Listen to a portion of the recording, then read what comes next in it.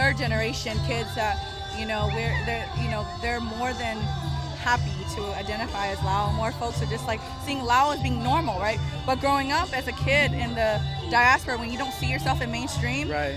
you don't think you're normal. Right. Yeah. That's why stuff like this event, Sabaidi Fest, all of these things are happening 40, 50 years into Lao diaspora. It's wonderful because what it does is it sort of normalizes, right, being Lao. Like we're just like everybody else. Yeah. We can do big things. Yeah. We can like have events and What is your favorite Lao food and why? I like kapun. I always go to kapun. I was like, why was that long pause? Kapun is Oh the my safe gosh, one. it's the same one. But it's so funny because I ate lap and og for my dad growing up. But there's something that feels very much like home with kapun and the spices and the coconut, and I feel like the infusion of that. I used to watch my mom, get the chicken and grind the chicken and make it from scratch. And so I know it's a process. And so that's what it reminds me of, just coming home to, the boiling kapun, nam kapun, when you see it at home and you get the noodles and you mix it all together, and then you can put all these different condiments on there too. So, woo, man, they should have kapun here. So there's all kinds of kapun. It sounds like the kapun you like is chicken kapun, right? Kapun nam kai, right? Yeah. How about the other kinds of kapun, like kapun nampa, kapun? There's so many. Do you like them too? I enjoy them too. Yeah, okay. I don't discriminate. Shoot. I'll probably put But you anything in prefer, there. you prefer kapun nam Well, that's what I'm kai, used right? to. So tell us a little bit about Healing Out Loud, what it's about, and what you've been doing, and then what you will be doing some more, because we're only halfway into the year, and I feel like you've been doing so much already. Wow, so thank you so much. Loaded question, I know, but let's do our best. Let's do our best. No. I'm Healing Out Loud. Healing Out Loud, I started actually in 2019. It started off as a concept of how do I create a space where Lao community members know that seeking support is available and they have access to it, because for so long, our communities have been isolated from each other. We've been separated just because of displacement of war, in terms of being in survival mode and just being all across the world ever since 75. And so for me, I wanted a space really also for my generation, because I didn't see me as a child growing up. I didn't see like there was a Lao American woman that could really like get in tune with her emotions, that were really, that really confronted a lot of hard challenges and worked through them in order to be able to release, some really pent up emotions as a child. Having survived domestic violence, having survived, displacement, poverty, financial issues. My family's been through a lot. And I realized, like, after you come up and you realize that, my other community members, just because I have access to higher education spaces, I want to make sure, and conversations, really it was about just storytelling. Mm-hmm. So I created Healing Out Loud as a space where Lao millennials in the diaspora and then Lao Gen Z can really understand that, you're not the only one going through it. Right? You may be in Idaho, you may be in Ohio, you may be in Hawaii, but our unique experiences of being in the experience of a refugee has its repercussions no matter where you grow up. But then I also wanted to interview folks from all these different regions so that other people can understand that being Lao in North Carolina might be different from being Lao in California. Are you first generation, second generation, or maybe even 1.5? Because That's a good question, right? yeah. Remind me. Mm-hmm, yeah, because there's generational differences, right? So I'm second generation, okay. So I was the first to be born here, but my dad came and he was 36, my mom was 22 when they fled. So what are you noticing as far as the difference or differences between the previous, like the older generation and maybe the newer generation, as far as how they're coping with things that's happening with them? Are they, the older generations internalize a lot, right? So yeah. What are you seeing as maybe? What are you seeing? I'm having flashbacks. Yeah. Like, what did our parents go through? Yeah, and then what did we carry? It's a different space, with the newer generation that folks are in, the way that they mitigate, navigate their emotions and willingness to share and speak of things like how would you speak to that? Yeah, so first generation, they were displaced and they had war trauma. They witnessed casualties that a lot of us, maybe we can feel it, but we won't ever know what it's like. We can hear stories, but we didn't actually live through whatever experience. Like I had growing up, my dad would talk about, like having to flee and having to actually wear a like disguise. Like he actually changed his whole name in order to not get killed.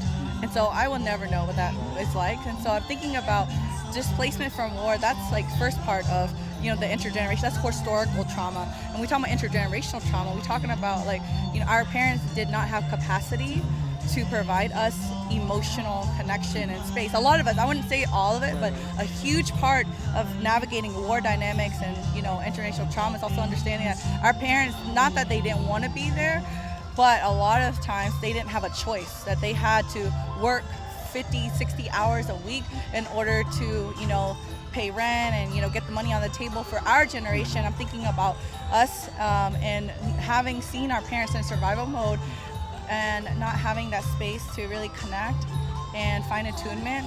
A lot of us have been emotionally dysregulated, high anxiety, depression. We can live through vicarious trauma, which means that just when your parents go through something, they tell you a story, it almost feels like it's our story, but it's not. So I see a lot of people-pleasing behaviors. I see a lot of aggression. I see a lot of isolation. So when we talk about generational trauma, talking about more like the behavioral piece, the mental health piece, and we talk about like our parents' generation, talking about like physical trauma on top of psychological trauma. And as we're entering into the third generation, Gen Z, Gen Alpha, you can see now that I know, right? I can't believe it. So I was like, am I old now? Gen Alpha. Okay. I was like, let me not forget them.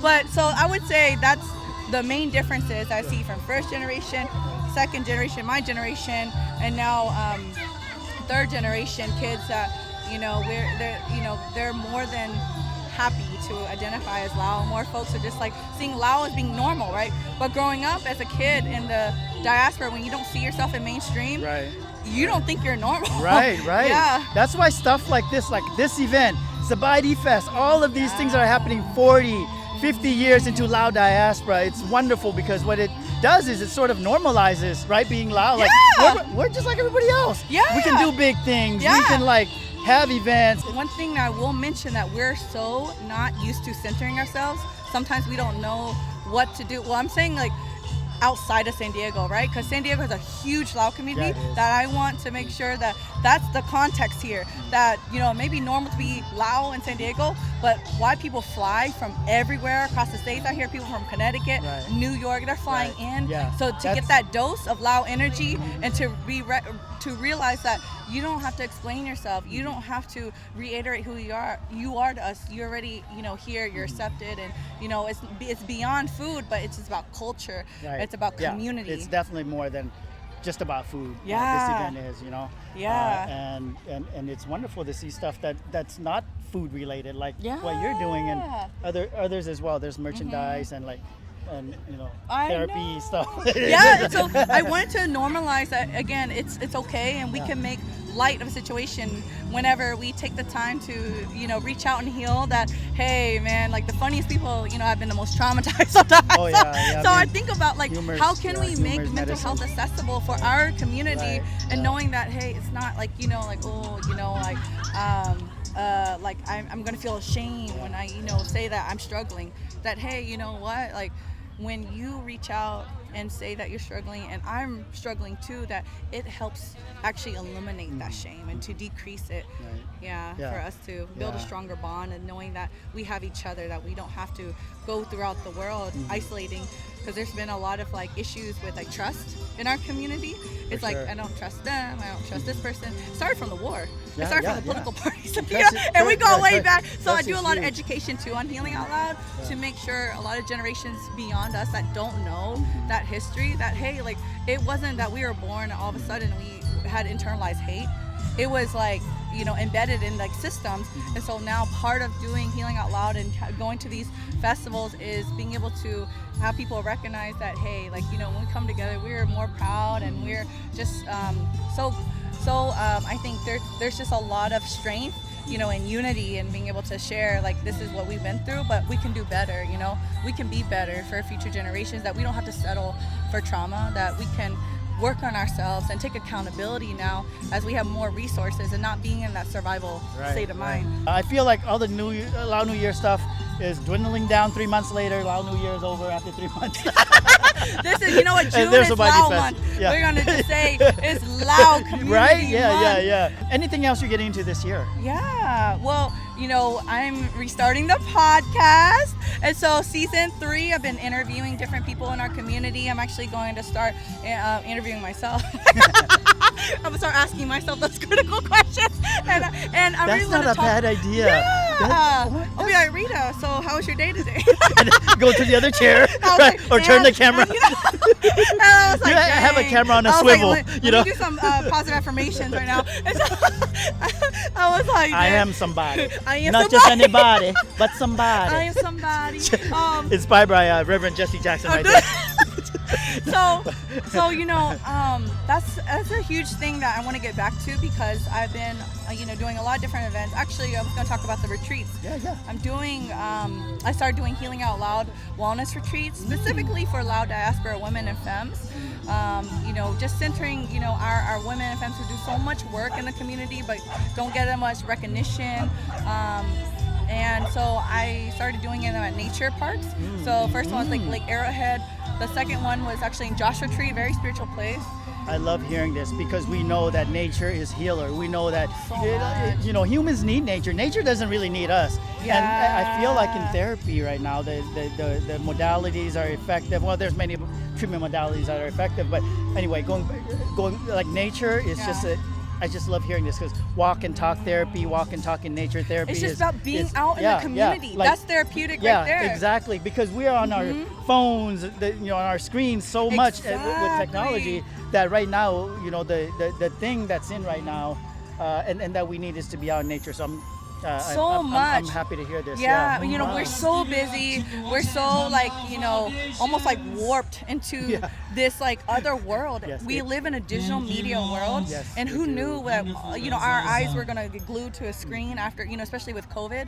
So I wanted to have a space where we can slow down, we can connect, and, you know, for folks that kind of are intimidated by like big events like this, that who just, you know, want to connect with at least one person, right? So my retreats are intimate for that purpose, so that folks can really build a sisterhood, a bond. And so I'm having a next one. The next retreat's gonna be early next year, probably sometime between February through April, so sometime in between there, but still in the planning phase. And you know, eventually my intention is to create hopefully a Lao men's healing retreat as well. Man, you need these things too. That part, right? All of us. Male masculinity.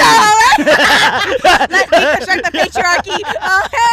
Okay. So I've been getting a lot of feedback. They're like, what about men? And men been feeling left out. And I was like, there's a reason why we had to create a safe space for women first, you know, and then there's a lot I can say about but I would love, like, you know, to have stuff. like a male co-facilitator for that, because it is a lot of emotional labor, but men are so worthy of being loved and to not hold all of that aggression inside. So I want to create that eventually for Southeast, also make it a little bit more inclusive towards all other Southeast Asian diaspora refugee folks and community members. So those are the two main things I'm hoping to focus on, as well as creating a Southeast Asian therapist directory and putting on my website, because so much, all of us, you know, when we go and search for Lao, Khmer, Mien, Khmer, like it's like, where are we, you know? I mean, and you know, not to say therapy is the only way to seek healing, but a lot of folks, that's where the world is going to right now. And so I want to make sure people at least have access to know that when I go into this directory, I know this person is going to have that unique perspective of being Southeast Asian, from child of refugees, or, you know, at least adjacent to that. So, you know, like that people can have an easy way to search for a therapist, because access to mental health is still a huge challenge and barrier in the really community. is, yeah. So we're still doing the work. There's a big need, yeah. Huge Yeah. need. Wow. So that's the projects that we're working on Wow, for the next year. so exciting. I just want to say thank you for all that you do, and I'm excited about the road ahead, and we'll talk offline about some stuff too. Yeah, we will. Because The MSW social work, Lao social workers connection. That's right. Yeah, All but right, thank you so much for this interview, and I bet. hope that this message reaches a lot more people who need it and Yeah. just need to have a space where they feel seen and heard. Right. Yeah. I'll post links to where you can find Rita in the description. So please check her out and spread the good word about what she does, and let's embrace our community and move forward in a way that is healing and helpful. Yeah, absolutely. And if you come tomorrow, I don't know when I'll post this video, but if you come tomorrow, it depends on how strong my Wi-Fi is at the hotel. I'm at the mercy of the Wi-Fi. Retroactively. in 40 hours back. Yeah. If we can time travel. This is a 2-day event here, right? Yeah. But if you can't find her here, you'll find her online. I know. You find me online, and yeah. if there's events in Fresno or like any big Lao events, definitely gonna try to make it. But there's gonna be a lot of different events and whatnot. I'll still continue to post them online on my Instagram, Healing Out Loud, Laod. Yep. So find me there. Well, thank you so much, Rita. Yeah. Kapja Light. Kapjai. Ay Dennis.